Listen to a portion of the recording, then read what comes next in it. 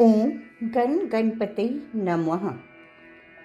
विघ्नेश्वराय वरदाय सुरप्रियाय लंबोदराय सकलाय जगद्धिताय नागाननाय श्रुतियज्ञ विभूषिताय गौरीसुताय गणनाथ नमो नमस्ते।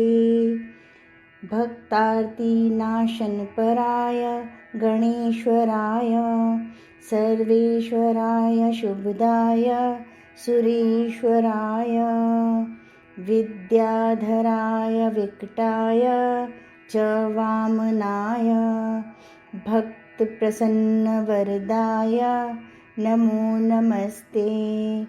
नमस्ते ब्रह्मरूपाय विष्णुरूपाय ते नमः। नमस्ते रुद्ररूपाय करिरूपाय ते नमः। विश्वरूपस्वरूपाय नमस्ते। ब्रह्मचारिणे भक्तप्रियाय देवाय नमस्तुभ्यं। विनायक लंबोदर नमस्तुभ्यं। सततं मोदकप्रिय निर्विघ्नं कुरु मे देव सर्वकार्येषु सर्वदा।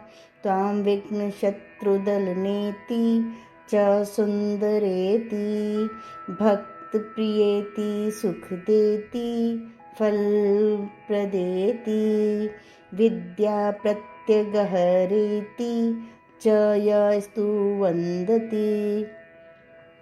तेभ्यो गणेशवरदो भव नित्यमेव। गणेशपूजने कर्म यन्यूनमधिकं कृतं तेन सर्वेण सर्वात्मा प्रसन्नोऽस्तु सदा मम।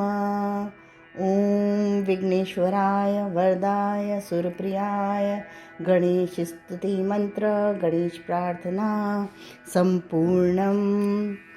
ॐ एकदन्ताय विद्महे वक्रतुण्डाय धीमहि तन्नो दन्ती प्रचोदयात्।